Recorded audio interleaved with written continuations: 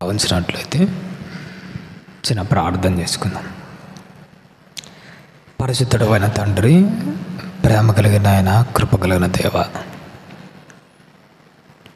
పగలంతా మమ్మల్ని కాపాడి ఈ సాయంత్రం కాల వేళలో మీ పరిశుద్ధమైన మాటలను జ్ఞాపకం చేసుకోవడానికి అర్హత లేని బ్రతుకులు బ్రతుకుతున్నప్పటికీ నీ ప్రేమ చేత నీ సన్నిధానానికి పిలిచి నీ వాక్కు చేత మమ్మల్ని బ్రతికించడానికి ఇక్కడ నిలబెట్టిన విధానాన్ని బట్టి వందనాలు తండ్రి. నీ దాసుని నీ రెక్కల చాటు కింద భద్రపరుచుకొని ఆరిపోతున్న మా జీవితాన్ని వెలిగించడానికి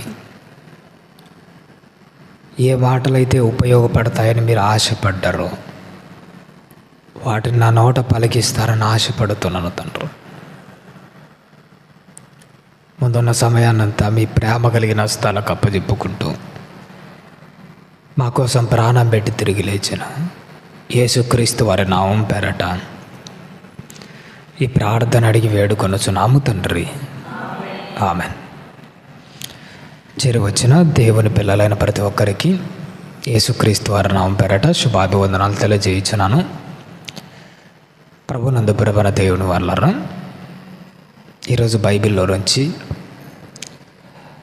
మన ఆత్మీయ జీవితానికి కావలసిన ఒక విలువైన అంశాన్ని చక్కగా జ్ఞాపకం చేసుకుందామండి.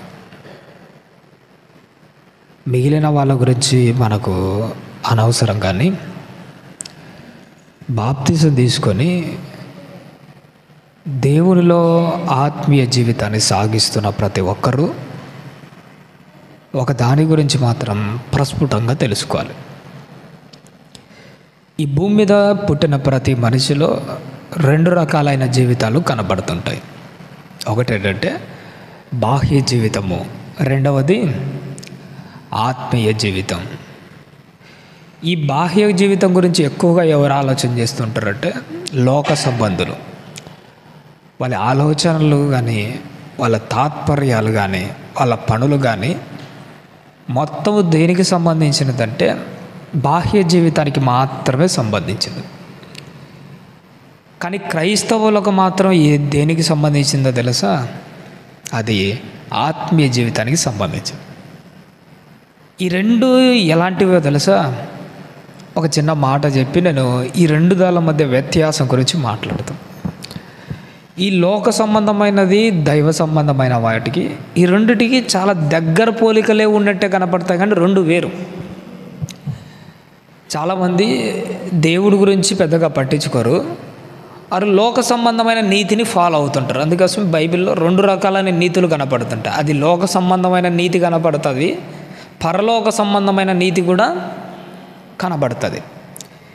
ఈ లోక సంబంధమైన నీతి, పరలోక సంబంధమైన నీతి మనం ఏమనుకుంటామంటే రెండు దగ్గర పోలికలు మాత్రమే ఉన్నట్టే ఉంటాయి, కానీ అది వేరు ఇది వేరు. మీరు నక్కను కుక్కను చూశారనుకో ఎటుంటాయి తెలుసా? రెండు దగ్గర పోలికలు మాత్రమే ఉంటాయి, కానీ దాని స్వభావం దానిదే, దీని స్వభావము దీనిదే. ఆ రెండు ఎప్పటికీ కలవు. ఈ లోకనీతి, దైవనీతి అన్నవి కూడా ఎలాంటివి అంటే ఒకే మాదిరి కలుస్తున్నట్టే కనపడతాయి, కానీ అది వేరు ఇది వేరు. ఎప్పుడైనా మనం సుదూరం నుంచి తూర్పు దిక్కున చూసామనుకోండి, అక్కడ భూమి ఆకాశం కలిసినట్టు కనపడుతుంటుంది, చూసినారా? నిజానికి ఏం జరుగుతుందో తెలుసా? భూమి ఆకాశం అన్నది ఎప్పటికీ కలవదు. ఈ లోక సంబంధమైన నీతి వాడి దృష్టిలో నేను చేసేదే మంచి అనుకుంటుంటాడు, ఇదే సర్వోన్నతమైన ధర్మం అని వాడు ఒకటి ఫాలో అవుతుంటాడు. అది లోకనీతి. కానీ లోకనీతి సర్వోన్నతమైన దేవుని నీతితో ఎప్పటికీ కలవను కూడా కలగదు. ఇలా నీతి భూమి లెవెలే, ఆయన నీతి ఆకాశమంత లెవెల్లో ఉంటుంది. ఆ పరలోక సంబంధమైన నీతిలో నుంచి దేవుడు మనకు ప్రసాదించిన జీవితం ఏంటంటే అది ఆత్మీయమైన జీవితం. ఏదైనా తోటలో మొట్టమొదటిసారిగా ఆదాము గారిని చేశాడు. ఆదాము గారిని చేయడంతో దేవుడు ఆ నరుల్లోకి జీవాత్మను అంటే జీవవాయువును ఊదగా నరుడు ఏమయ్యాడట? జీవాత్మ అయ్యాడు. ఎప్పుడైతే మనిషిలోకి జీవవాయువు ప్రవేశించిందో అప్పుడు మనిషి జీవాత్మ అయి కదలం ప్రారంభమయ్యాడు. అప్పుడు అతను ఏమన్నాడో తెలుసా? దేవుడు నరుడు అన్నాడు. కానీ నరునికి క్రైస్తవునికి ఎంత తేడా ఉంటుందో తెలుసా? మనిషిలోకి జీవవాయువు లోపలికి వెళ్తే మనిషి జీవాత్మై చెలించడం మొదలు పెడతాడు. కానీ అదే నరునిలోకి పరిశుద్ధాత్మ బాప్తిసం ద్వారా లోపలికి వస్తే నరుడు క్రైస్తవుడు అవుతాడు. నరులందరూ పరలోకానికి పోరు, క్రైస్తవులు మాత్రమే పరలోకానికి వెళ్తాడు. జీవాత్మ ప్రవేశించి జీవవాయువు లోపల ఉన్న ప్రతి నరుడు భూమి మీద చెలిస్తాడేమో, కానీ పరిశుద్ధాత్మ లోపల ఉండి నీ క్యారెక్టర్లో పరిశుద్ధతే చెలించింది అనుకోండి, వాళ్ళు మాత్రమే పరలోక రాజ్యానికి వెళ్తాడు. అంటే ఈ రెండిట్లో నువ్వు దేని గురించి ఎక్కువ ఆలోచించాలో తెలుసా? ఆత్మీయమైన జీవితం గురించి ఆలోచించాలి. ఈ బాహ్య జీవితం ఎలాంటిదంటే కాళ్ళకాడ చూపు చూసుకోవడం లాంటిది. మన పెద్దలు అంటుంటారు చూసినా, అరే కాళ్ళకాడ చూపు చూసుకోవద్దురు అంటాడు. అంటే దాని అర్థం ఏంటో తెలుసా? ఇక్కడ జరుగుతున్న ఈ కాళ్ళకాడ చూపు చూసావనుకోండి, నీకు భవిష్యత్తు అర్థం కాదు. అసలు నీ చావు తర్వాత ఏం జరుగుతుందో నీకు అర్థం కాదు. ఎప్పుడైనా క్వశ్చన్ వేసుకుంటే మనకే అర్థం అవుతుంటుంది, 60 ఏళ్ళ తర్వాత మన బ్రతుకులు ఏమైపోతాయి. మనల్ని కూడా తీసుకుని వచ్చి మట్టిలో పెట్టేస్తాడు కదా. అసలు అంతేనా మన బ్రతుకు? ఇంకా అందరితోనే అయిపోతుందా? ఒక వారం కల్లా ఈ మట్టి శరీరాన్ని పురుగులన్నీ తినేస్తుంది. పోయింది, ఈ శరీరం కథ అయిపోయింది అనుకోండి. మరి ఆత్మలుగా మన జీవితం ఏంటి? మన బ్రతుకేంటి? ఈ లోకమే శాశ్వతం అనుకుంటూ బాహ్య ప్రపంచం గురించి ఆలోచన చేస్తూ బ్రతుకుతుంటే అసలు నువ్వు పరలోకం కోసం ఎప్పుడు ఆలోచన చేస్తావు? నీ ఆత్మీయ జీవితం కోసం ఎప్పుడు ఆలోచన చేస్తావు? అందుకే దేవుడు నీకోసం నా కోసం ఒక విలువైన అంశాన్ని మన మధ్యకు తీసుకొని వచ్చాడు. ఇది నీ ఆత్మీయ జీవితాన్ని బలపరిచేది, నీ ఆత్మీయ జీవితాన్ని పెంచేది. ఇది ఎలాంటిదో తెలుసా? ఉదాహరణకు మీరు బాప్తిసం తీసుకున్నారు, మీ పాపాలన్నీ ఒప్పుకొని ఆత్మీయ జీవితాన్ని ప్రారంభించాడు. ఎప్పుడైతే నువ్వు బాప్తిసం తీసుకొని ఆత్మీయ జీవితం ప్రారంభించావో అప్పుడు దేవుడు నీ బ్రతుకులో ఒక చిన్న వెలుగును ప్రసాదించాడు. అంటే ఏంటి? ఒక చిన్న నిప్పు లాంటిది, ఒక చిన్న మంట లాంటిది బాప్తిసం ద్వారా నీలో రేకెత్తించాడు. కానీ రేకెత్తించిన ఈ మంట అందరిలో సజావుగా పూర్తి వరకు కొనసాగుతుందా? ఆరిపోతున్న జీవితాలు ఎన్ని ఉన్నాయో తెలుసా? దేవుడు బాప్తిసం ద్వారా నీలో ప్రారంభించింది ఒక చిన్న మంట. నువ్వేం చేయాలో తెలుసా? ఆ మంటకు ఒక్కొక్క పుల్ల చేర్చి ఏం చేయాలో తెలుసా? మంటను పెంచుకుంటూ పోవాలి. నీలో రగులుతున్న ఆ భక్తిని ఏం చేయాలంటే పెంచాలి. ఎంత పెంచితే అంత ఉత్సాహంగా దేవుని కోసం పనిచేస్తావు, ఎంత పెంచితే అంత గొప్పగా దేవుని కోసం బ్రతుకుతావు. అందుకోసమే ఒక్కొక్క పుల్ల చేర్చి మంటను ఎలా అయితే పెంచుతామో, ఒక రోజుకు నువ్వు వింటున్న వాక్యాలు ఒక్కొక్క మాట నీ ఆత్మీయ జీవితానికి చేర్చుకొని నీ భక్తి జీవితాన్ని కూడా ఏం చేసుకోవాలి? నువ్వు పెంచుకోవాలి. అలా పెంచుకోవడం కోసమే ఈరోజు ఈ మాటలు మీ దగ్గరికి వచ్చాయి. కీర్తనల గ్రంథంలో మన కోసం ఒక చక్కని మాట దేవుడు మన కోసం రాయించాడు. మన ఆత్మీయమైన బ్రతుకు కోసం 4వ అధ్యాయము, కీర్తనల గ్రంథము 4వ అధ్యాయము మొదటి నుంచి కొన్ని మాటలు మనము చదువుకుందాము తల్లి. కీర్తనల గ్రంథము 4వ అధ్యాయం మొదటి వచనం తల్లి. నా నీతికి ఆధారమగు దేవా, నేను మొరపెట్టినప్పుడు నాకు ఉత్తరమిమ్ము. చాలా తల్లి, దావీదు గారు మాట్లాడుతున్నాడు. ఏమని మాట్లాడుతున్నాడు తల్లి? నా నీతికి ఆధారం ఎవరట? దేవుడు. గుర్తుపెట్టుకోండి తల్లి, మీ బ్రతుకు కాలంలో మీరు చచ్చేంతవరకు ఎప్పటికి మర్చిపోకండి. నీ భక్తి ముగింపు వరకు కొనసాగాలంటే, నీ నీతి నీకు పరలోకాన్ని తీసుకొని రావాలంటే నీకు ఆధారంగా ఉండాల్సింది ఎవరో తెలుసా? దేవుడు మాత్రమే. నువ్వు మనుషులను చూసుకుంటూ భక్తి జీవితం సాగించావు అనుకోండి, మనుషులు పడిపోగానే నీ భక్తి పడిపోతుంది.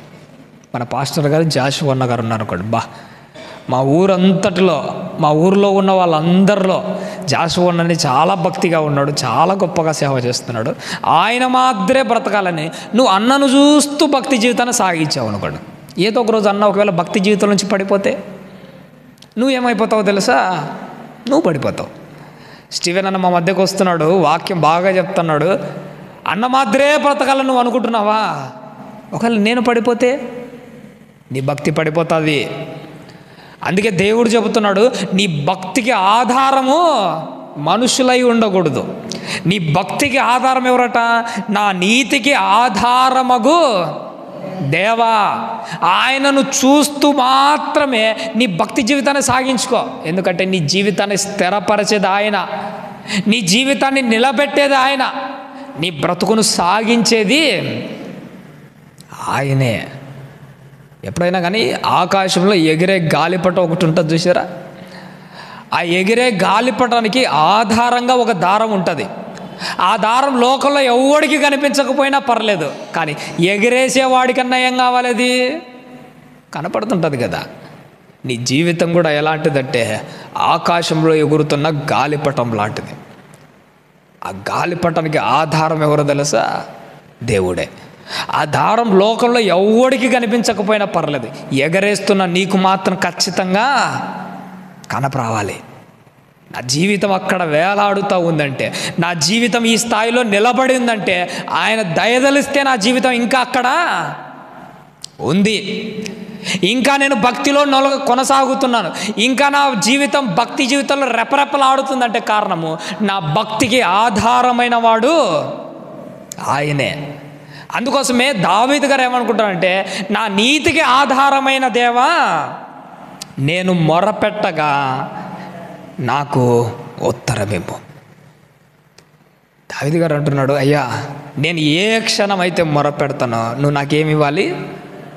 ఉత్తరం ఇవ్వు. ఒక్క మాట సెలవిచ్చి నా జీవితాన్ని బాగుపరచు. నీ జీవితం ఎలాంటిదైనా గుర్తుపెట్టుకోండి. ఎన్ని కష్టాలున్నా, ఎన్ని బాధలున్నా ఒకటే మాట, నీకు ఉత్తరం ఇచ్చేవాడు నీ ప్రభు ఒక్కడే. ఎన్నిటినైనా అనసగలిగింది. ఎప్పుడైనా యేసుక్రీస్తు వారి దగ్గర నాకు విలువైన సంపదగా నాకు కనపడింది ఏంటో తెలుసా? ఎప్పుడైనా కానీ నా జీవితానికి ఒక వెలుగులా కనిపించింది ఆయన మాట ఒక్కటే. గలిలే సంద్రంలో అలజడి రేగిందట. అలజడిని అనసడానికి ఉపయోగించిన పెద్ద ఆయుధం ఏంటో తెలుసా? దేవుని మాట.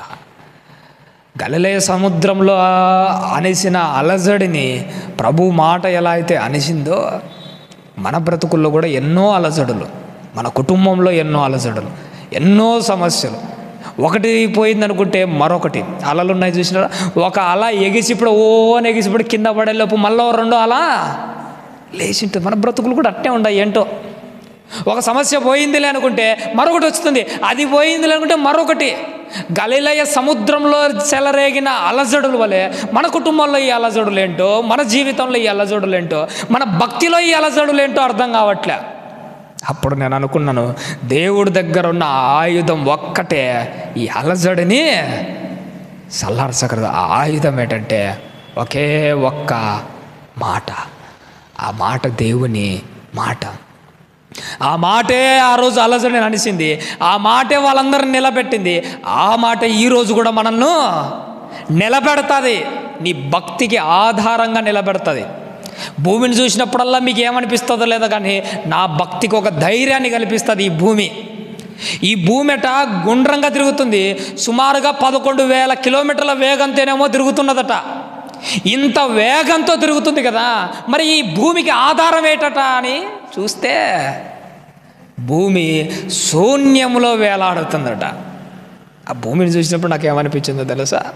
శూన్యములో భూమిని నిశ్చలంగా నిలబెట్టిన దేవుడు అంత వేగంగా ప్రయాణం చేస్తున్నా కానీ భూమి తన స్థానం నుంచి తప్పక, తన కక్ష నుంచి మార్గం తొలగకుండా దానినే స్థిరపరిచిన దేవుడు మన బ్రతుకులను స్థిరపరచడా? మన భక్తికి ఆధారమైన వాడు ఆయన కాదా? ఆ రోజు నేను ఆశపడ్డాను, ఒక్క మాటతో నా జీవితాన్ని దేవుడు స్థిరపరుస్తాడు.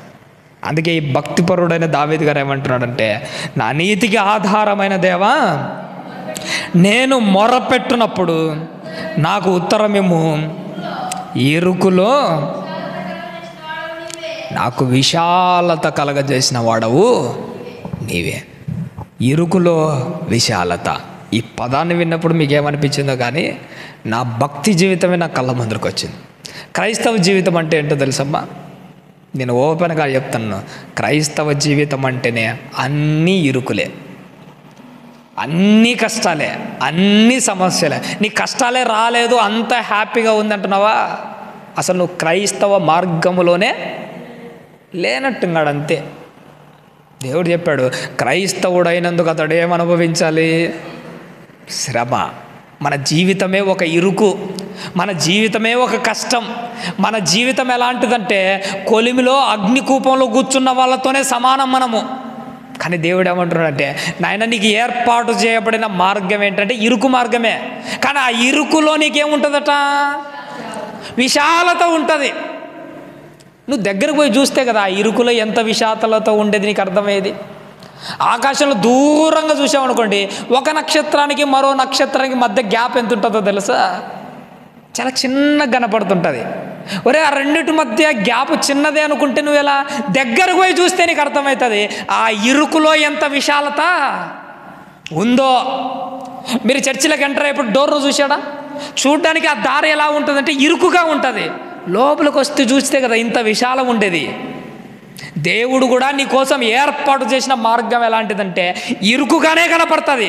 కానీ ఒక్క అడుగు బేసి ముందరికి వెళ్ళు, ఆ ఇరుకులో ఎంత విశాలత ఉందో నీకు అర్థమవుతుంది.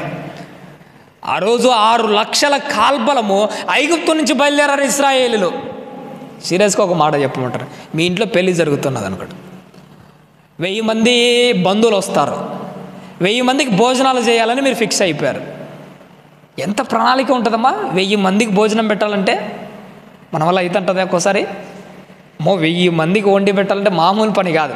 పోనీ ఒక 10,000 మంది వచ్చారనుకుని ఇంట్లో పెళ్ళికి మనం కంట్రోల్ చేయగలమంటారా? 10,000 మందికి మీరు వండి భోజనాలు పెట్టగలరా? పోనీ అదే నీ పెళ్ళికి పొరపాటున 1,00,000 మంది వచ్చారనుకో, ఇంకా మనం ఏం చేసేదేమీ చేతులు ఎత్తేసాం. కానీ దేవుడు 6 లక్షల మంది ఐగుప్తు నుంచి బయలుదేరితే వాళ్ళ కళ్ళ ముందరన్న పెద్ద ప్రశ్న ఏంటో తెలుసా? 6 లక్షల మంది ఆకలి తీర్చడము ఎలా? 10,000 మందికి పెళ్ళిలో భోజనాలు పెట్టాలంటేనే మామూలు కథ కాదు. 6 లక్షల మందికి ఒకేసారి భోజనం పెట్టాలంటే అది అయ్యే పని కాదు. ఆ పెద్ద ప్రశ్నకు దేవుడు చెప్పిన సమాధానం ఏంటంటే, నాయన మీరు ఇరుకులో పోతున్నానని మాత్రం అనుకోకండి, ఆ ఇరుకులో ఒక విశాలత కలగజేస్తాను. 6 లక్షల మందికి ఒక్క పూట భోజనం పెట్టాలంటే ఎవడి వల్ల కాదు. నేను ఒక్క పూట కాదు, 40 ఏళ్ళు పెడతా. ఒక్కడు కూడా పస్తులు పెట్టకుండా ప్రతి ఒక్కడి కడుపు నింపుతా.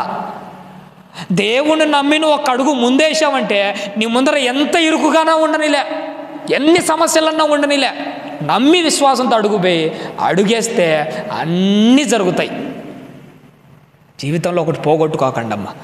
నీ భక్తి జీవితంలో ఏమైనా పోగొట్టుకో, కానీ ఒక్కటి పోగొట్టుకాకు, విశ్వాసాన్ని పోగొట్టుకాకు, నమ్మకాన్ని పోగొట్టుకాకు. విశ్వాసము నమ్మకం పోయినప్పుడు క్రైస్తవుడు బతికి ఉన్నా కానీ దండగానే. ఇంకా మన బ్రతుకులు ఎప్పటికీ అయిపోకూడదు. మన దేంతో మన జర్నీ సాగుతుంది అనుకుంటున్నారు? ఒక బండి నడవాలంటే పెట్రోల్ ఉండాలేమో, ఈ మధ్య ఎలక్ట్రికల్ వెహికల్స్ కూడా అది నడవాలంటే ఎలక్ట్రికల్ ఛార్జింగ్ ఉండాలేమో. కానీ క్రైస్తవుడు నడవాలంటే ఒకటి భక్తి, నమ్మకము, విశ్వాసం, వీటితోనే సాగుతుంది. అందుకే దేవుడు ఏమని మాట్లాడుతున్నాడు, మళ్ళీ చదువు తల్లి. ఇరుకులో నాకు విశాలత కలగజేసిన వాడవు నీవే, నన్ను కరుణించి నా ప్రార్థన అంగీకరించు. నన్ను కరుణించి నా ప్రార్థన చేయడం 750 కోట్ల మంది చేస్తున్నాడు. నీ ప్రార్థనకు సమాధానం రావాలంటే జరగాల్సింది ఏంటో తెలుసా? దేవుడు నీ ప్రార్థనను అంగీకరించాలంటే గుర్తుపెట్టుకోండి, ప్రార్థన చేసిన ప్రతిసారి నీకు ప్రతిఫలం రాదు. ఎప్పుడు వస్తుందో తెలుసా? దేవుడు ఆ ప్రార్థనను అంగీకరించేటప్పుడు. నీ ప్రార్థనలో ఎలాంటిది అడగాలో తెలుసా? చాలామంది చేస్తున్న పొరపాటు ఇదే. అందుకే మీ ప్రార్థనలకు సమాధానం రావట్లే. దేవుడు నీ ప్రార్థన అంగీకరించి నీకు సమాధానం రావాలంటే అడిగే వాటి విషయంలో 2 రకాలు ఉంటాయి. అది నీ అవసరం కోసం అడుగుతున్నావా లేదా నీ జల్సా కోసం అడుగుతున్నావో ఒక్కసారి ఆలోచన చేసుకో. అవసరం కోసం అడిగారనుకోండి, ఏం ప్రాబ్లంలా ఖచ్చితంగా ఇస్తాడు. చలికాలం ప్రభువా, ఈ చలికి తట్టుకోలేకపోతున్నాను, ఒక స్వెటర్ కావాలి ప్రభువా అని నువ్వు అడిగాను, అది ఏంటి నీది అవసరం. సరే, నా కుమార్తె అడిగింది కదా, ఇస్తా. అవసరం కోసం అడిగితే ఇస్తాడు. కానీ ప్రభువా పక్కింటి ఆమె 10,000 చీర కట్టింది, పట్టు చీర, నాకు 20,000 కావాలంటే అది నీ అవసరమా, నీ జల్సానా? చూసారా? అందుకోసమే దేవుడు కూడా ఏమనిపించాలని అంటే, నువ్వు అడిగేది సరేలే చేద్దాం అని ఆయనకు అనిపించాలి, ఆయనకు అంగీకరించాలి. సరే, లోకంలో అందరూ బంగారం వేసుకుంటే నీకు కూడా నచ్చింది, దేవుని కుమార్తెగా నువ్వు కూడా వేసుకోవాలనుకున్నా, ప్రభువా నేను కూడా వేసుకోవాలనుకున్నా, ఖాళీ మేడంతో ఉండడం ఎందుకు, 1 తులం బంగారము. అప్పుడు దేవుని కూడా ఏమనిపిస్తుంది, సరేలే వేసుకొని అనుకున్నాను అనుకో, ఇస్తాడు, ఏముంది. నువ్వు అడిగేది ఎలా ఉండాలంటే అది ఆయన అంగీకరించే విధంగా ఉండాలి. లేక నాకు ఒక 5 కేజీలు బంగారం కావాలి ప్రభు అని అంటే అది అవుతుందా? కుదరదు. అందుకోసం ఒకటి గుర్తుపెట్టుకోండి, దేవుణ్ణి నువ్వు అడిగేటప్పుడు అది నీ అవసరమా లేకపోతే అది నీ జల్సానా, రెండిట్లో గుర్తుపెట్టుకోండి. అవసరం కోసం అడిగావనుకో ఖచ్చితంగా నెరవేరుస్తాడు. అదే నువ్వు జల్సా కోసం అడిగావంటే, ఇప్పుడే కాదు మోకాలేసి ప్రార్థన చేసిన, ఇంకా ఉపవాసాలుండి ప్రార్థన చేసిన, నీ శరీరాన్ని గాయపరుచుకుంటూ నిన్ను ఆయాసపరుచుకుంటూ ప్రార్థన చేసిన దేవుడు ఆ ప్రార్థనను అంగీకరించడు. కాబట్టి ప్రభన దేవుని వారలారా, నువ్వు అడిగేది ఏమడుగుతున్నావు ఒక్కసారి ఆలోచన చేసుకుని అడుగు. ఇంకొక మాట చెప్పమంటారా, అడగడము నీ హక్కు. ఇది ఎప్పటికీ మర్చిపోకండి. దేవుణ్ణి అడగడము ఆయన పిల్లలు కాదు, మన హక్కు. ఆయనను కాకపోతే ఎవరిని అడుగుతాను చెప్పండి? నీ ఇంట్లో నీ కొడుకు ఉంటాడు, నీ కూతురు ఉంటుంది, స్కూల్కి పంపిస్తుంటారు, అడిగి 10 బుక్స్ అవసరం వచ్చాయి అనుకోండి, ఆడొస్తాడు, అమ్మ రేపు ఆదివారము, సోమవారం కల్లా 10 బుక్స్ ఖచ్చితంగా తెచ్చి ఇవ్వాల్సిందే. అడగడం వాని హక్కు. వాడు అడుగుతాడు. మనల్ని అడగకపోతే టీచర్ని అడుగుతాడా, పక్కింటి వాళ్ళని అడుగుతాడా? ఒక కొడుకు తల్లిని అడగడం వాడి హక్కు ఎలానో, నువ్వు దేవుణ్ణి నీ ఇష్టం వచ్చినది ఏదైనా అడుగు, అది నీ అవసరమై ఉండాలి, దేవుడు అంగీకరించేదై ఉండాలి. అడగడం నీ హక్కు, ఏదైనా అడగొచ్చు, నువ్వు దేవుణ్ణి ఏదైనా అడగవచ్చు, అది ఆయన అంగీకరించేదై ఉండాలి. అడుగుతాను, తప్పే ఉంది. మన తండ్రిని కాకపోతే ఎవరిని అడుగుతాను చెప్పండి? అడిగేది ఎలా అడగాలనో తెలుసా? కంటిన్యూగా చదువు తల్లి. నరులారా, ఎంతకాలము నా గౌరవాన్ని అవమానముగా మార్చెదరు. మీరు ఏమో అడుగుతున్నారా నాయన, నాకేమో ఇవ్వాలనిపిస్తూ ఉంటుంది, కానీ మీరు ఎలా ఇవ్వాలని అడుగుతున్నారట? నా ఎంతకాలము నా గౌరవమును అవమానంగా మారుస్తూ అడిగడానికి ఇస్తాడా? మనకు బ్రతికినందుకు, ఆయన పిల్లలు అనిపించుకునేందుకు ఆయన గౌరవాన్ని తీసుకురావాలి. ఆయన గౌరవాన్ని అవమానంగా మారుస్తూ అడిగామనుకో మళ్ళీ ఇస్తాడా? ఇలా చెప్తే మీకు అర్థం కాదు. మన ఇంట్లో మన కూతురు ఉంటుంది. చిన్ననాటి నుంచి తండ్రికి కూతురు అంటే చాలా ఇష్టం. బాగా పెంచాడు, 10th క్లాస్ అయిపోయింది, ఇంటర్ అయిపోయింది, మంచి యవ్వనంలోకి వచ్చింది. యవ్వనంలోకి వచ్చిన తర్వాత కూతురు అంటే తండ్రికి ఎప్పటికైనా ఇష్టమే, ఏమడిగినా కాదనకుండా ఇస్తూ ఉంటాడు. అలాంటి కూతురు తండ్రి మాటను జవదాటిపోయి ఎవరితోనో లేచిపోయింది అనుకోండి. మళ్ళీ ఇంటి దగ్గరికి వచ్చి, ఒక పెళ్ళి అయిపోయి అక్కడ అంతా అయిపోయిన తర్వాత సంవత్సరానికి ఇంటి దగ్గరికి వచ్చి, నాన్న నాకు ఒక 10 తులాల బంగారము కావాలి అని అడిగింది అనుకోండి. కూతురు అంటే తండ్రికి ఇష్టమే. ఎప్పుడు ఇష్టమో తెలుసా? తనకు గౌరవాన్ని తెచ్చినప్పుడు 10 కష్టమైన అప్పు చేసిన 20 తులాలు తెచ్చి పెడతాడు. అదే నువ్వు అవమానం తీసుకొని వచ్చి లేచిపోయి పెళ్లి చేసుకొని వచ్చి 5 తులాలు బంగారం కావాలంటే తెచ్చి పెడతాడా? ఇది మీకు అర్థమైతే దేవుణ్ణి అడిగేది ఎట్టుండాలో తెలుసా? నువ్వు ఆయన గౌరవాన్ని పెంచుతూ అడుగు. నీ బ్రతుకు ద్వారా కానీ, నీ క్యారెక్టర్ ద్వారా కానీ, నీ ఆలోచనల ద్వారా కానీ, నీ స్వభావం ద్వారా కానీ, నీ చేతనైతే ఏదైనా కానీ ఆయన గౌరవాన్ని పెంచు. నీ ఇష్టం వచ్చినది అడుగు, అది దేవుడు అంగీకరించేది అడుగు, ఖచ్చితంగా ఇస్తాడు. ఎందుకంటే ఆయన బైబిల్లో నాకు ఎప్పుడు ఒక మాట బాగా నచ్చుతుంది, ఏంటో తెలుసా? విశ్వాసంతో యేసుక్రీస్తు వారి దగ్గరకు వచ్చి ఒట్టి చేతులతో వెనక్కిపోయినప్పుడు ఒక్కరిని చూపించండి బైబిల్లో, ఒక్కరిని, ఒక్కడు కూడా ఉండడు. దేవునికి నువ్వు నచ్చాలి, నువ్వు ఆయన గౌరవాన్ని తీసుకురావాలి. గౌరవాన్ని తెస్తూ ఆయన దగ్గరికి రా, ఏ ఒక్క మాట నీకు తక్కువనే చేయడు, అన్నీ చూసుకుంటాడు. అదేదో మన తూర్పుగోదావరి సైడ్ ఒక మాట ఉంటుంది, సంక్రాంతికి ఇంటికి వచ్చిన అల్లునికట వాళ్ళు ఏ తక్కువ షేరట. సంక్రాంతికి వచ్చిన అల్లునికైనా కాస్తో కూస్తో కొదవలు ఉంటాయి, కానీ తన భక్తి జీవితంలోకి వచ్చి బాప్తిసం తీసుకొని అడుగు పెట్టిన ప్రతి ఒక్కడికి దేవుడు ఒక్కటి కూడా కొదవా చేయడు. ఏదైనా చూసుకుంటాడు. అది నీ అవసరమై ఉండాలి, దేవుడు నీకు ఇచ్చేదై ఉండాలి, దేవునికి ఆమోదయోగ్యమైనది ఉండాలి. ఏమైనా చూసుకుంటాడు. ఎప్పుడు చూసుకుంటాడట? మళ్ళీ చదువుతాడు 2వ వచనం, నరులారా ఎంతకాలం నా గౌరవాన్ని అవమానంగా మారుస్తాడు. ఎంతకాలం మారుస్తామని చెప్పండి. ఈ మధ్యకాలంలో నేను ఒక మాట విన్నాను, ఎందుకంటే మాది సచివాలయంలో డ్యూటీ కాబట్టి నేను శానిటైజేషన్ సెక్రటరీగా వెళ్తున్నాను. అక్కడ మన క్రిస్టియానిటీకి సంబంధించిన కొంతమంది మామూలుగా డైలీ వేజ్ కోసం డ్యూటీకి వాళ్ళకు కూలి పనికి వస్తారు. అలా మేస్త్రి ఒక ఆయన ఉంటాడు. మేస్త్రి అడిగాడు, ఏమంటాడంటే, ఏటమ్మా నిన్న ఆదివారము అసలు డ్యూటీకే రాలే. అప్పుడు ఆయన ఏమన్నదో తెలుసా? నువ్వు 1,00,000 ఇచ్చినా కానీ ఆదివారము రాను. దేవునికి ఎంత గౌరవాన్ని తెచ్చిందో తెలుసా? సంబరపడి నేనైతే నిజంగా చెప్తాను, ఎంత పౌరుషంతో చెప్పిందో తెలుసా? ఆదివారం నువ్వు 1,00,000 ఇచ్చినా ఏమి ఇచ్చినా నేను దేవుని సన్నిధానాన్ని విడిచిపెట్టి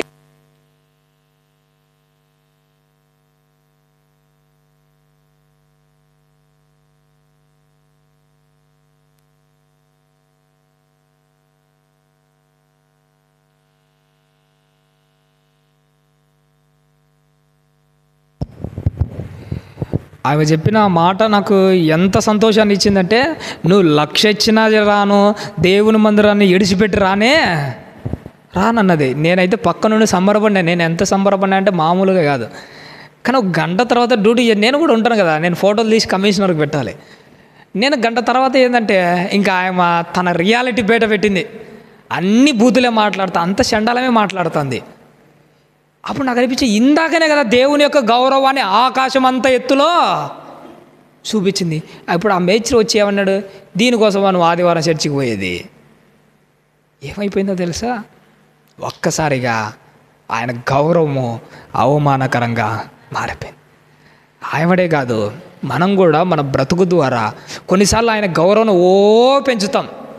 కానీ అదే చోట నువ్వు తప్పుడు పని చేసావు అనుకో, ఏ సమాజంలో అయితే నువ్వు గౌరవాన్ని పెంచావో అదే వాళ్ళ ముందరే నువ్వు తప్పుడు పని చేసావు అనుకో, ఆయన గౌరవం ఏమైపోతుందట? అవమానంగా మారుతుంది. దేవుడు అంటున్నాడు, ఎంతకాలం నా గౌరవాన్ని ఇలా అవమానకరంగా మారుస్తారు? ఎంతకాలం చెప్పండి? బైబిల్ అంటారు, మీ నిమిత్తమే కదా అన్యజనుల మధ్య నా నామము దూషింపబడుతుంది. ఎందుకు దూషింపబడుతుంది? మొట్టమొదట నువ్వు చెప్పావు కదా, దేవుడి కార్యక్రమం టైంలో ఇంకెప్పుడు ఇంకొక పని చేయను. అన్యుల దగ్గర గొప్పగా చెప్తాం, దేవుని గొప్పగా చేస్తాం. కానీ అదే మాట కొద్దిసేపటికి నువ్వు నిలబెట్టుకోలేక అదే వాళ్ళ ముందర తప్పుడు పని చేసావు అనుకో, నిన్ను అన్నారు, నిన్ను నమ్మిన దేవుణ్ణి అంటారు. కాబట్టి ప్రవణ దేవుని వారా, నీ వ్యక్తిగత జీవితం జాగ్రత్త. నువ్వు ఆఫీసులలో పని చేసినా లేకపోతే పనుల దగ్గరికి వెళ్ళినా అక్కడ నీ క్యారెక్టర్ను బాగా కాపాడుకో. నువ్వు క్రైస్తవురాలని ఆల్రెడీ అందరికి తెలిసి ఉంటుంది. అందరు తెలిసినప్పుడు నిన్నేలెత్తి చూపించాడు, నీకు మార్గాన్ని చూపిస్తున్న నీ ప్రభువునే వీళ్ళు అంటారు. ఎందుకంటే ఆ రోజు శిష్యులను గమనించారా? శిష్యులు ఆ పొలంలో వెళ్తుంటే వెన్నులు దుంచుకొని తింటున్నారు. తినేది ఎవరు? శిష్యులు. కానీ వాళ్ళు నిలదీస్తున్నది ఎవరో తెలుసా? యేసుక్రీస్తు వారిని నిలదీస్తున్నారు. సమాజం ఎలాంటిదో తెలుసా? నువ్వు తప్పు చేసినా కానీ నీ ప్రభువుని అంటుంది. ఒక మాట చెప్పమంటారా? నీ వల్ల ప్రభువుకు ఘనత రాకపోయినా పర్లేదు, అవమానం అయితే రాకుండా చూసుకోండి. ఎట్టి పరిస్థితుల్లో అవమానం అయితే తీసుకురాకూడదు. ఎంతకాలం చెప్పండి? ఇలా ఎంతమంది దేవుడు ఎంత బాధపడుతుంది? ఎంతకాలం నా గౌరవాన్ని అవమానకరంగా, అన్యుల మధ్య ఎంతకాలం రా నా గౌరవాన్ని అవమానంగా మారుస్తారు. ఒక మాట చెప్పమంటానే, అన్నిల గురించి పక్కన పెట్టండి, నీ మనసు దగ్గర దేవునికి ఎంతకాలం గౌరవాన్ని అవమానంగా మారుస్తారు? అన్నిలు నిందించడం పక్కన పెట్టండి, నీ కుటుంబంలో వాళ్ళని నిందించడం పక్కన పెట్టండి, నీ మనసే నిన్ను ఎన్నిసార్లు నిందించలేదు? దేవుని కోసం బ్రతుకుతానని చెప్పి, దేవుని కోసం నిలబడతానని చెప్పి, దేవునికి గౌరవాన్ని తెస్తానని చెప్పి అదే మనసు దగ్గర నువ్వు తప్పు పనులు చేస్తే అదే మనసు నిన్ను నిందించదా? నీ మనసు నిన్ను నిందిస్తుంది, నా మనసు నన్ను నిందిస్తుంది. అన్యుల మధ్య గౌరవాన్ని తగ్గించడం కాదు, దేవుని యొక్క గౌరవాన్ని. కుటుంబంలో తగ్గించడం కాదు, చివరకు మన మనస్సాక్షి దగ్గరే దేవుని యొక్క గౌరవాన్ని ఏం చేస్తున్నామట? అవమానంగా. మరి ఎంతకాలం చెప్పండి ఇలా? ఎంతకాలం? అదే దేవుడు నేను ఈరోజు ప్రశ్నిస్తున్నాడు, ఇక నుంచి అలా చేయకండరా నాయన. ఆ నరులారా ఎంతకాలం నా గౌరవాన్ని అవమానముగా మార్చెదరు. ఇది ఒక్కటే మనం చివరిగా చూసుకుందామని. ఎంతకాలము వ్యర్థమైన దానిని ప్రేమించెదరు. చాలు తల్లి, ఎంతకాలం నువ్వు వ్యర్థమైన దానిని, ఏంటి నువ్వు ఒకదాన్ని ప్రేమిస్తున్నావట, అది ఏటట తల్లి? వ్యర్థమైనది. మనకందరికీ తెలిసినది. ప్రపంచంలో మనం అందరికంటే ఎక్కువగా ప్రేమించేది ఎవరినో తెలుసా? ఒక భర్త అనుకుంటాడు, అందరికంటే నేను ఎక్కువగా ప్రేమించేది నా భార్యనే. తల్లిదండ్రులు అనుకుంటారు, అందరికంటే ఎక్కువగా ప్రేమించేది నేను నా పిల్లల్నే అని వాళ్ళు అనుకుంటారు. కానీ నిజం చెప్పమంటారు, నీ భార్య కంటే, నీ పిల్లల కంటే, అందరికంటే నువ్వు ఎక్కువగా ప్రేమించేది నిన్ను నువ్వే ఎక్కువగా ప్రేమించుకుంటావు. ఇంతే నిజం. యేసుక్రీస్తు వారు బైబిల్ చెప్పిన యథార్థమైన మాట ఒకటే మాట, నిన్ను వలె నీ పొరుగు వారిని ప్రేమించు. నీ భార్య వలె నీ పొరుగు వారిని ప్రేమించన్నాడా? నీ కూతురు వలె నీ పొరుగు వారిని ప్రేమించన్నాడా? కారణం ఏంటో తెలుసా? అందరికంటే ఎక్కువగా నిన్ను నువ్వే ప్రేమించుకుంటావు. దేవుడు అంటున్నాడు, ఎంతకాలం వ్యర్థమైన దాన్ని ప్రేమిస్తావు? ఆ దేహాన్ని ఎంతకాలం ప్రేమిస్తావు రా అయ్యా? దీంట్లో కోరిక పుట్టిందా? దీని కోరిక తీర్చాలని ఎందుకు ప్రయాసపడతావు? సొలొమోను గారు కళ్ళకట్ట కోరిక పుట్టిన ప్రతి దానిని ఏం చేయాలనుకున్నాడట? దాని కోరికను తీర్చాలనుకున్నాడట. ఆయన జీవితం ఏమైపోయిందో ఒక్కసారి మీకు తెలియదా? ఈ శరీరానికి పుట్టిన ప్రతి కోరిక తీర్చాలని దాని వెంట పరిగెత్తావనుకో, సొలొమోనుకు పట్టిన దౌర్భాగ్యమైన దుస్థితి మనకు కూడా పడుతుంది. కంటికి ఆశ పుట్టిందని దానికి తీర్చాలనుకుంటావేటి? శరీరానికి ఇచ్చ పుట్టిందని దాని కోరిక తీర్చాలనుకుంటావేటి? ఎంతకాలం ఇలా వ్యర్థమైన దానిని ప్రేమిస్తారు? ఎంతకాలం ఇదంతా? సొలొమోను గారి చివరిగా మన ప్రసంగి గ్రంథంలో చెప్పిన మాట, ఏది వ్యర్థము? ఏది వ్యర్థము? సమస్తము వ్యర్థమే. ఏది వ్యర్థము? ఉన్నదంతా వ్యర్థమే. మన ప్రయాస అంతా ఎట్టుంటుందో తెలుసా? గాలి కోసం ప్రయాసపడిన ఎట్టుంటుందట. ఒకడు గాలిని అరచేతిలో పట్టుకోవడం ప్రయత్నం చేస్తాడట. 1 గంట సేపు ప్రయత్నం చేసినప్పుడు అరచేతిలో గాలి బంధింపబడుతుందా? అరచేత్తో గాలి పట్టుకోవాలని ప్రయత్నం చేసేవాడు ఎంత మూర్ఖుడో, వ్యర్థమైన కోరికల వెంట పరిగెత్తేవాడు కూడా అంతే మూర్ఖుడు. వాడి వల్ల కాదు. ఎంతకాలం ఇలా వ్యర్థమైన దాన్ని ప్రేమిస్తాడు? ఇంకా ఏమంటున్నారు తల్లి చివరిగా? ఎంతకాలము అబద్ధమైన వాటిని, ఎంతకాలం అబద్ధమైన దానిని ప్రేమించెదరు. నీ కళ్ళ ముందర కనపడుతున్నదంతా ఏంటో తెలుసా? ఇది నిజం కాదు. నిజంగా చెప్తాను, మన కళ్ళ ముందర కనపడేది ఏది నిజం కాదు. మనం అనుకుంటాము ఇదంతా అబద్ధం. నిజంగా చెప్తాను, అంతా అబద్ధం. మనం లోకం కోసం పడే ప్రయాస ఎలాంటిదో తెలుసా? అద్దంలో ఆహారం చూడగానే ఒకడు ఏమనుకున్నాడట, చూసి దాన్ని ఇష్టపడ్డాడట. అద్దంలో ఆహారం కనిపించేసరికి దాన్ని చూసి మన భాషలో చొంగ గారుచుకుంటూ లాలాజలం అంతా గారుస్తున్నాడట. సరే, అద్దంలో చేయబెట్టి దాన్ని ఏమన్నా తీసుకొని తినగలడా? అద్దంలో ఆహారాన్ని చూసి మురిసిపోయేవాడు ఎలాంటోడో మన వాళ్ళు కూడా అలాంటారు. నువ్వు కోరికలు చూసి ఆశపడి పరిగెత్తి ఇష్టంతో పరిగెడుతున్నావు చూస్తావా? అది నిజం కాదు. అద్దంలో కనపడే ఆహారం అది నిజము కాదది. దాంట్లో చేయబెట్టి తీసుకోవాలనుకుంటారేంటి? అది ఎలా అబద్ధమో నీ జీవితం కూడా ఒక అబద్ధం. ఈ కోరికలు ఒక అబద్ధం, ఈ బ్రతుకే ఒక అబద్ధం. దీని వెంట పరిగెత్తాలనుకుంటారేంటి? అబద్ధాలు. నిజంగా చెప్పమంటారండి, నీ బ్రతుకే ఒక అబద్ధం, చివరకు నువ్వే ఒక అబద్ధం. కాలం ఏం చేస్తుందో తెలుసా? నిజాన్ని అబద్ధంగా మారుస్తుంది. కాలం నిజాన్ని ఏం చేస్తుందో తెలుసా? అబద్ధంగా మారుస్తుంది. ఎలానో తెలుసా? ఉదాహరణకు చలికాలం వచ్చింది. నేను కమలాపురం డ్యూటీలోంచి వచ్చేటప్పుడు ఒక పొలంలో నాకు చాలా వాటర్ కనిపించాయి. ఈరోజు నేను మీతో వచ్చి చెప్పాను, ఆ పొలంలో వాటర్ చాలా ఉన్నాయి. ఒక 3 నెలల తర్వాత వేసవి కాలం వస్తుంది. మీరు వెళ్ళి చూడండి, ఆ పొలంలో వాటర్ ఉంటాయా?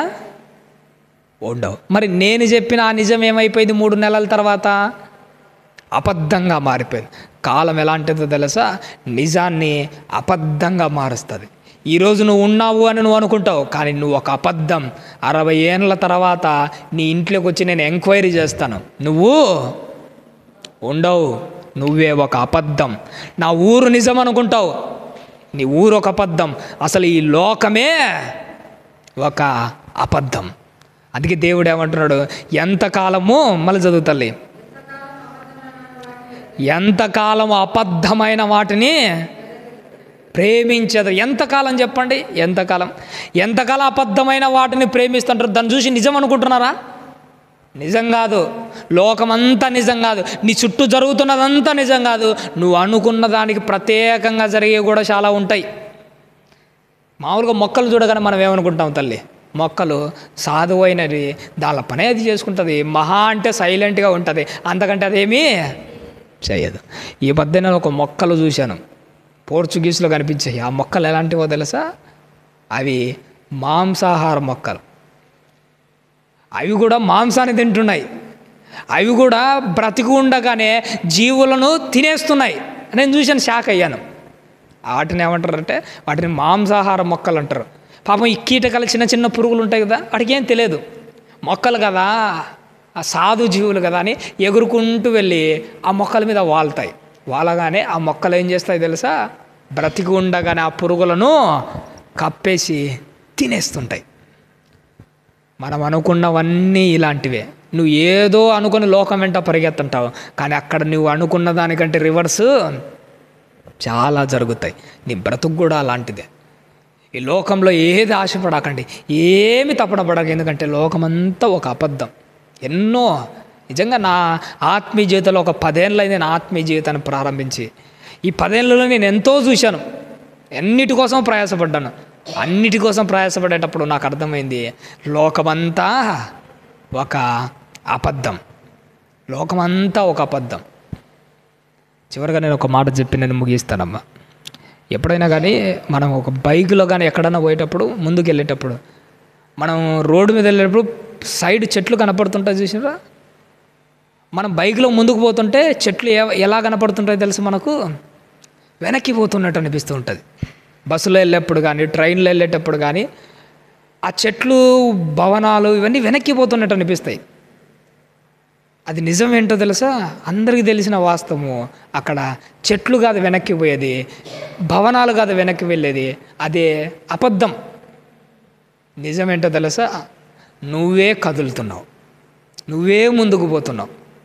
లోకంలో కోరికలు అనుభవించేటప్పుడు మన పరిస్థితులు ఏంటో తెలుసా? బండిలో పోయేటప్పుడు చెట్లు ఎనికిపోతుంటే చెట్లు అదేమో ఎనికిపోతున్నాయని దాని గురించి అనుకుంటుంటావు, కానీ అది కాదు. జరుగుతున్నది ఎక్కడో తెలుసా? చెట్లు స్థిరంగానే ఉన్నాయి, భవనాలు స్థిరంగానే ఉన్నాయి. మార్పు వస్తున్నది మనలో. చాలాసార్లు ఎందుకయ్యా తప్పు చేస్తున్నావు అంటే మన వాళ్ళు వంకర మాటలు చెబుతున్నారు. ఏంటో తెలుసా? సెల్ ఫోన్ వచ్చినాక ఈడు చెడిపోయాడరా. నిజం చెప్పమంటారా? సెల్ ఫోన్ వచ్చినాక కాదు చెడిపోయేది, మన స్వభావాలే అలాంటివి. సెల్ ఫోన్ కరెక్ట్గా వాడుకునే వాళ్ళు చాలామంది ఉన్నారు. టీవీలు వచ్చినాక లోకం అంతా చెడిపోయింది అంటారు, సెల్ ఫోన్లు వచ్చాక లోకం అంతా చెడిపోయింది అంటారు. సెల్ ఫోన్ వచ్చినాక కాదు లోకం అంతా చెడిపోయింది, నీ మనసులో తప్పుడు ఆలోచన పుట్టిన తర్వాత చెడిపోయింది లోకం. నిజంగా ప్రేమైన దేవుని వారా, లోకము దాని పని అది చేసుకుంటుంది. నువ్వు లోకాన్ని ఎలా యూజ్ చేసుకుంటున్నావు అన్నది ఇక్కడ ఆధారపడింది. అబద్ధాన్ని అబద్ధంగానే చూడండి, నిజాన్ని నిజంగానే చూడండి ప్రేమైన దేవుని వారు. ఎందుకంటే ఈ లోకమంతా ఒక అబద్ధం. అందుకే దేవుడు ఎంతకాలం ఇలా అబద్ధమైన వాటి వెంట పరిగెడతారు? నీ జీవితం అయిపోవచ్చింది తెలుసా? పరిగెత్తి పరిగెత్తి పరిగెత్తి నీ తల మీద తల వెంట్రుకలు నెరిసిపోయాయి. అంతకాలం అయిపోతుంది. ప్రేమించకండి ఇక నుంచి, వాటిని వదిలేయండి. అందుకే దేవుడు ఈరోజు నీతో మాట్లాడుతాడు. ఎంతకాలం? చివరిగా నేను ఒక మాట చెప్పమంటాను, ఇది ఒక్క మాట చెప్పి నేను ముగిస్తాను. ఇంతవరకు పరిగెత్తిన పరుగులు సరిపోవా? ఎంతకాలం ఇంకా పరిగెత్తా అని చెప్పండి. ఆయుష్ అయిపోయింది, ప్రాణాలేమో ఇప్పుడు అప్పుడు అన్నట్టు ఉన్నాయి. ఈ గుండె ఎప్పుడు కొట్టుకుంటుందో ఎప్పుడు ఆగిపోతుందో కూడా తెలియట్లే. మన బ్రతుకులే అంతా. ఇంకా ఎంతకాలం చెప్పండి? ఎంతకాలం? లోకంలో అనుభవించాలన్న కోరిక పుట్టిన ప్రతిసారి ఒక్కసారి అనుకో, ఇంకా ఎంతకాలం ఇది? ఇంతవరకు పరిగెత్తిన పరిగెత్తులు సరావా? వదిలేయాలి ప్రియమైన దేవుని వారు. పక్కనోళ్ళు వదిలేయకపోయినా కానీ క్రైస్తవులను మనం కూడా వదిలేయకపోతే ఎట్టమ్మా?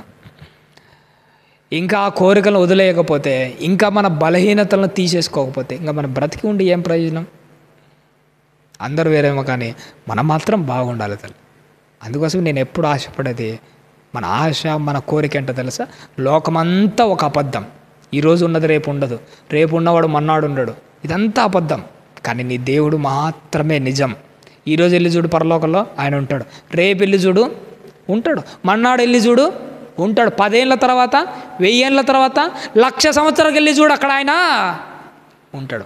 నువ్వే ఈ లోకంలో ఉండవు, నువ్వే అబద్ధం. అందుకోసం దేవుడు అంటాడు, నిన్ను నువ్వు కాదు ప్రేమించుకోవాల్సింది, ఆయన్ను ప్రేమించు. ఆయన ప్రేమించేవాడు ఆయనతో ఉంటాడు. నిన్ను ప్రేమించుకున్నావు అనుకోండి, నువ్వే వెళ్ళిపోతావు. అందుకే దేవుడు ఈరోజు నీతో మాట్లాడుతున్నాడు. నీకోసం ఒక మార్గాన్ని తెరిచాడు. ఏంటో తెలుసది? ఇరుకులో విశాలత. ఈ వాక్యము, ఈ బ్రతుకు, ఈ ఆత్మీయ జీవితం ఇరుకుగానే ఉంటుంది. ఈ ఆత్మీయ జీవితంలో కాస్త కష్టపడి ఓపికతో ప్రయాణం చేసావు అనుకోండి, తర్వాత నీకు ఒక విశాలం ఏర్పడుతుంది. లాజరు జీవితం అలాంటిది కదా. ఆయన బ్రతుకాలం అంతా ఏంటో తెలుసా? ఇరుకు. ఆ ఇరుకులోనే దేవుడు సిద్ధపరిచింది విశాలత. చావు తర్వాత ఎంత విశాలం అయిపోయింది ఆయన బ్రతుకు, ఎంత విశాలం. నీకోసం దేవుడు ఒక ఇరుకు మార్గమే సిద్ధపడదు. ఎందుకు ఇరుకు మార్గం సిద్ధపరిచావు ప్రభు అంటే, ఈ ఇరుకు మార్గంలోనేంది నీకు విశాలత. దేవుడు నీకు ఏ కష్టం ఇచ్చినా కానీ, ఏ శ్రమ ఇచ్చినా, ఏ శోధన ఇచ్చినా, దేవుని ద్వారా నీకు ఎలాంటి పరీక్ష ఎదురైనా కానీ గుర్తుపెట్టుకో, ఆ ఇరుకులోనే నీకు ఒక విశాలత సిద్ధపరిచే ఉంటాడు. కాబట్టి ప్రభువైన దేవుని వారారా, ఆ విశాలతను ఏంటో చూసుకోండి, నమ్మకంగా ఉండండి, దేవుని కోసం నిలబడండి. అలా నిలబడితేనే మీరు నేను పరలోక రాజ్యానికి వెళ్తాం. అలా మీరు నేను మనమందరం ఉండి దేవుడు నా లోకానికి చేరాలని ఆశపడుతున్నాను. ఆలస్యమంది క్షమించండి అమ్మా. ఓపికతో విన్నందుకు మీకు అందరికీ నా నిండు మనసుతో వందనాలు తెలియజేస్తూ ఈ నా మాటలు ముగిస్తున్నాను.